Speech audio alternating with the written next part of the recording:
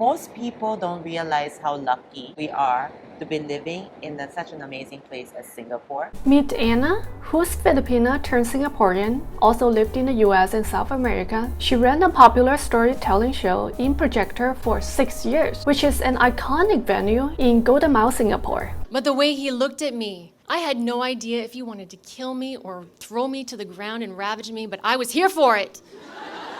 She shared what happened on the day when she received a heartbreaking news of Projector closing down. She also shared her entrepreneurship journey, how she got the first shy Singaporean on stage to tell stories. Oh, it took me 3 years to get a Singaporean. And over the years, how she made an impact in Singapore and Southeast Asia. My first time hearing so many different stories, and the very fact that they're all quite different from different perspectives, some of them really moved me. I'm Koala, your host to share interesting stories in Singapore and around the world. Don't forget to subscribe, like, and share our video. Let's go! Where did you move from? Oh, that's a great question. The first time I moved here, I came from Manila. Because I grew up in the Philippines, but my parents are from Taiwan. But really? Is it? Oh. So this is why I look like this and I sound like this, because most people always think like, oh, your accent, you sound a little Filipino, but then you look So you're Taiwanese. Taiwanese by blood, culturally Filipino, Yeah. but language proficiency. My Filipino is not that great because I went to Chinese school, but Yeah. my Chinese is not that great because I went to the Philippines.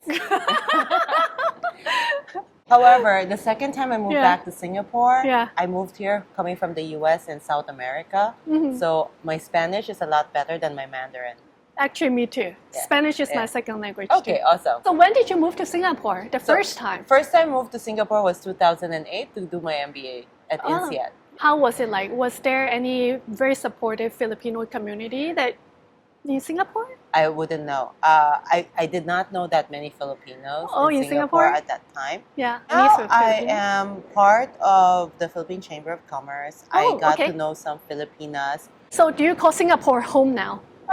Well, yeah, I have a passport, so I guess so. Oh, you're a Singaporean now. Yes, I have a Singapore passport. I have that for over since 2012, 2013. So it's been quite some time. 2013. Wow, 12 years. I've had it for a long time. Like when I moved to Singapore in 2008, I had the intention of getting a Singapore passport. That was always been the goal. How's your career evolved over time? I started off in banking, but after 15 years in banking, I decided that it wasn't really filling my lifelong dreams, so I quit.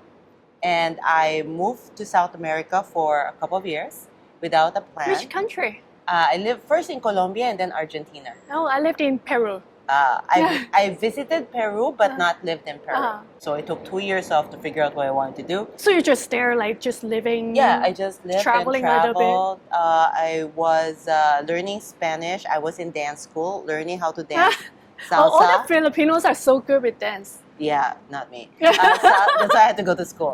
Salsa, bachata. I realized I did not like salsa, got into tango, fell in love with tango, and moved to Argentina for tango.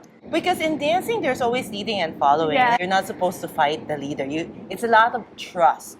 You have to learn to trust your dance partner, that they know what they're doing. In order to be a better leader, I realized I needed to be a better follower as well. You are the founder of a storytelling show in Singapore. Tell us about your show. Okay, so my show is called What's Your Story Slam, which is Singapore's longest running storytelling show. We've been around for more than 6 years. And believe me, in Singapore, that's a long time. It's a show where people share personal stories on stage. Think of it like stand-up comedy, but instead of jokes, people share personal stories. Now, the personal stories have to be their own and their own life experiences. It's because telling somebody else's story is called gossiping.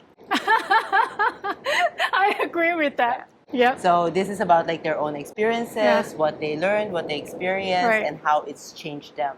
And the goal is more like to connect and inspire the audience that they also have stories worth telling. Projector is quite an iconic place in Singapore, especially for foreigners and expat community. I know a lot of my friends go there to watch a movie, and I know that you've called Projector home for your show for a long time. For 6 years? Yes. For so 6 years. Projector was the first venue that accepted when I said I have this idea of a storytelling show, and they said like, okay, cool. Yeah. Because when they met me, we were just talking about storytelling, and then you showed up. Yeah.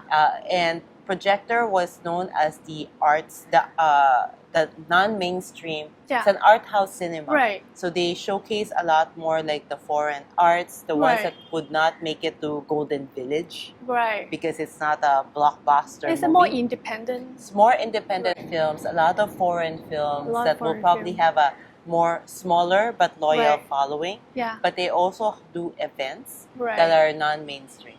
Right. And I saw the news, it says projector is bankrupt recently. Yes. That's why you moved Yeah. out? Well, so Or what Projector happened? officially filed for bankruptcy. Yeah. So they are now closed for operations because they are insolvent and they're going through a liquidation process. There are a lot of debts that is owed to both the founders as well as their landlords Yeah. and other investors. And how do you feel? Because you've been using that venue for Well, 6 years. But I would say when the news came out, I felt very sad because the projector, it's probably one of the few independent art spaces in Singapore. So and it was a place where I think like the reason why I chose it, it was a place for diversity and Right. inclusion because Yeah. they do a lot of events, like they offer drag shows. Yeah.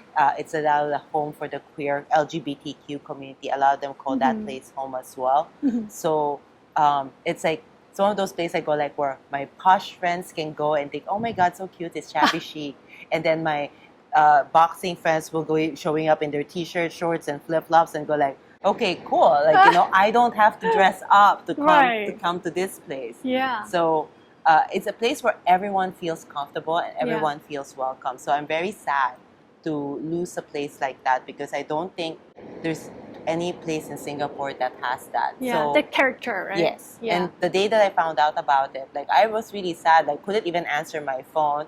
And then that night, I wrote a very long email to my people, my mailing list about how I'm heartbroken that the projector is closed and we will now need to find a new home for our show because when the news came out, I have a show that's happening in 3 weeks, and Oh so my I needed goodness. to find a venue fast. So how did that happen? They just say like everybody who use projector as a venue, you have to move out and find. No, they just basically say, no, sorry, that's it, we're closed. Oh, they're completely That's closed. it. That's it. Wow. It's no longer in operation. Sorry, all events are canceled. So they messaged me, but I was in a meeting when that happened, so I didn't really hear it until I was wondering why my phone was like. I had so many messages. I never my felt goodness. so popular. Never felt so popular. And where did you move to now? So right now we're trying out different venues. So Oh, trying out different venues. well, no yeah, fixed one we yet. don't have a permanent place yet because we're trying out different venues, and also this marks a new chapter. Yeah. We're trying to figure out like, do I still want to continue, or do I want to try out different locations because I Right. have a lot of other locations, but it's like it's every location will give a different vibe. Yeah. So the last one we tried was Phil Studios, which was designed for rock bands. Oh. I had issues with the lighting because the lighting wasn't quite right because it was Right. designed for For the many rock- people, not just one person. So Right. they don't have like the spot, focus one. the kind of the focus spotlight that I needed. So we still Right. need to work on the lighting. The next venue I'm doing is called Lion Studios. Lion It's Studio? Singapore's oldest recording I heard of studio. I think it's been around for 48 years. Oh wow. So it's turning 50 soon. I would Oh. like it to stay. Right. So I figured maybe it might be a good opportunity as well to collaborate. Yeah. It's a little bit more expensive, but Yeah. I'm just curious, why did you pick Singapore as a spot to start storytelling? Because Singapore doesn't seem to be the place where there's a lot of cinema or stage kind of culture. so there's two things. One is that Singapore doesn't have it, and so I think it Yeah. needs it. Second, Singapore is the leader in Southeast Asia. If I really want storytelling to be taken seriously outside, I need to make sure that it works in Singapore. Also,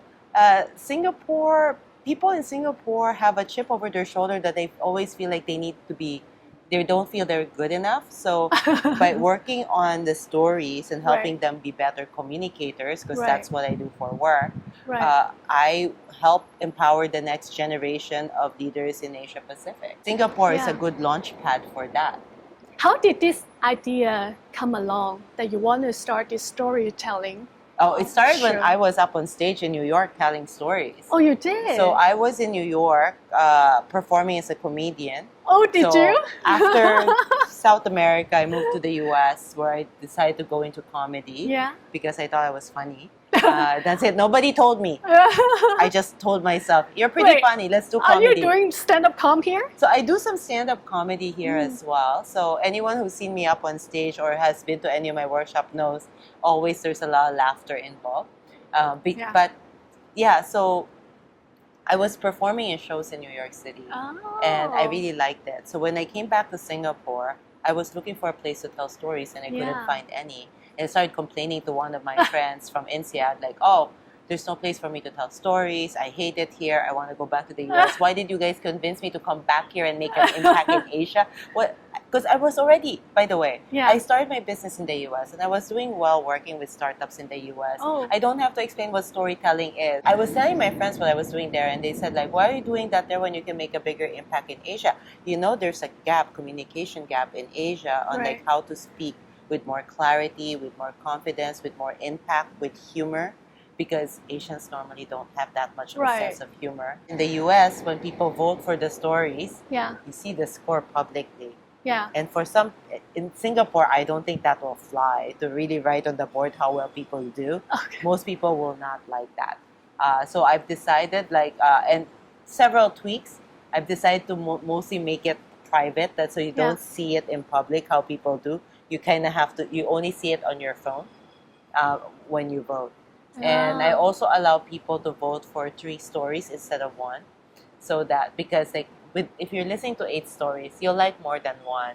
And as a storyteller, I go like, I want you to be able to vote for yourself, even if you don't think you did well. But then also vote for 2 other people. Right. So when you first started to, let's say, recruit the first storyteller, it must be kind of hard because Oh, yeah. Singaporeans are like so shy away from Yeah, telling so- story on the stage. Oh, it took me 3 years to get a Singaporean. It took me 3 years. Most of them are my friends. Most of them are expatriates. Filipinos or No, well, They're different. Filipinos and Indians are the best storytellers. They normally win. They're I'm just saying. Filipinos is very natural because when we catch up with each other, we say, let's make cuento, which means let's tell stories. So it's already in the DNA. Indians as well, it's in their cultural DNA to tell stories. They love So to talk. they're very natural storytellers. So Yeah. most of my storytellers were my friends from INSEAD. We're all my personal friends. I got the Irish, I got the Americans, I got the Indians and the Filipinos who Yeah. go up on stage and share stories. But eventually, then they refer their friends.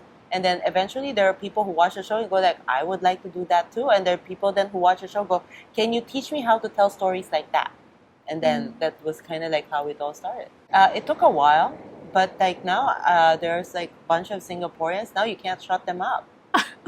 That's interesting. So what's the benefit for these people to tell story on your stage? Some people also have fear of being on Yeah. camera. So everybody has different fears, right? Yeah. So some people want to conquer their fear of public speaking. Some people want to be seen, heard, and understood. Some people have a message. Some people love being on stage. Everybody gets something different out of it. And then there are very small group of people who just love storytelling. And they're my favorite kind of people. They just really love the art and craft of telling stories. Interesting. How did you do your marketing for your show in Singapore? LinkedIn, LinkedIn? word of mouth, WhatsApp. So most of them are professionals, so they're on LinkedIn. Almost everyone who comes to my show is mid-level to senior level professionals. Yeah. Great for networking. Yeah. Oh, awesome. And It's- how big is the show? Usually, how many audience? On in the average, show? my show is about 120 people. My last show in January, which was my biggest show, Yeah. I had 330 people. If I'm gonna do a big show in November, my goal is to have 500 people come. Because I did not want my storytellers to talk to an empty stage. I already know what it feels like to talk to an empty room. It's very depressing. And I just did not want them to do it. So I made sure that I fill up the seats. How do you do that? Like, how do I you? message everybody and I sold tickets. That's why you have to sell Wow. tickets so people will show up. If you sell tickets, 80% chance of probability they'll show up. Wow. That's it. So people have to pay for their tickets. The storytellers will come because they spend so much time working on their stories. I also ask the storytellers to invite their friends to come and watch them because there's nobody else who's going to be so proud of them than your friends. And what do you think attracts this first-time audience to come to your show? Because sometimes when I don't know about a show, I would not just go to a show. Well, my first show was everybody who knew me personally and professionally. So I think they wanted to see whether I rise or I fall. That's it. It's like basically people just want to see, wonder what she's up to. I wonder if she'll do well, or I wonder if she'll fall on her face, and I'm glad I'm there to witness it. Interesting. So most people are just curious. They want to see whether how I'm doing, whether Yeah. this new thing I'm doing will work or not, because I came from banking and decided to start a storytelling show. So Yeah. first time people came out of curiosity, but intermission, they loved it. They said they've never seen anything quite like it. So they come back. What do you think is the biggest impact for Singapore as a society with your show that you're running? People feel the need to more to connect. I would like to think I built more warmth in a place that is hot on the outside but cold on the inside. Because when I've done my storytelling, even my workshops with Yeah. companies, I had like a leadership team, and one of them told me, Anna, I learned more about her in the 15 minutes you had me swapping stories Right, with her right. than in the 10 years I spent working with her. Okay, if I can get that information out of people in 15 minutes to Yeah. start connecting more bridges than walls, I like to think every team I've worked with or every show I've done, Yeah, I've helped connect more bridges instead of putting up more walls, right. because we have way too many walls already as it is. Yeah, and especially now, lots of people just want to do it online. So everything is social media online. It's hard to get the connection offline, and I think it's great. It's also because like most people, when they meet people see people online, and then they meet them offline, and they're always like, you're not quite the same. You're not going to say. Because they tell us another story in their Yeah. head as to who you are and what they think you are, Yeah. which may not necessarily be the reality. What's your vision of your show going forward? Well, my goal is for my show to sustain, to live without me, to survive beyond me, and also to be able to bring it to other places. So I've already worked with one guy who's bringing a version of inspired by my show to do it as well in Japan. Oh, So, really? Yeah, so he goes like, he wrote to me and says like, he really appreciate my words of encouragement as to how to do it, that he finally had the courage to do his first show. I want to bring it to the Middle East because Wow. I feel that there is a need for it there.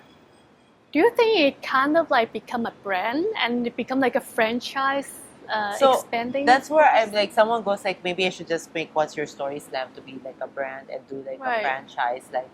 So it's definitely something that I am really considering. How's your journey been in living in Singapore versus the other places you live in? Most people don't realize how lucky we are to be living in such an amazing place as Singapore, because everything is taken care of, that we take it for granted. True, true. It's only when you're not in Singapore do you realize how good your life is in Singapore. Yeah, especially when you live in Colombia or Argentina. Or United States. United States, yeah. Yeah. Oh, I don't You mind the realize. Colombia part because you expect the inefficiency. It's when living in San Francisco, you expect with the most advanced technology there, you think they'd be efficient, and you get very disappointed when it's so not. Yeah. What's your favorite food in Singapore?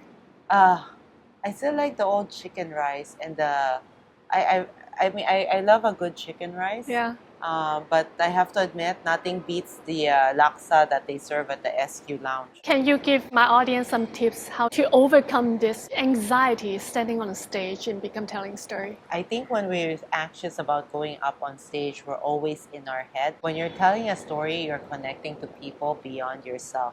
Something fun that I love and I enjoy. Pick a story that you enjoy telling, because the energy you carry with you when you're having fun on stage telling that story, because Right. you're back in that moment, the audience is having fun with you listening. Yeah. It's kind of like when you're with your friends and you're telling them this funny incident that just happened with you and you could barely control your laughter. Your friends are laughing even before you even got to the joke because they're Yeah. just laughing because your energy is so contagious. And that's the same with telling stories on stage, except instead of just infecting 2-3 friends, you get to infect 100 people. You can find us on YouTube, on Eventbrite. You can get your tickets there, and the next show is on November 19th. Hope you like this video. Subscribe and click the like button below. See you next time. Bye. So hey Anna, so wait, let me see what.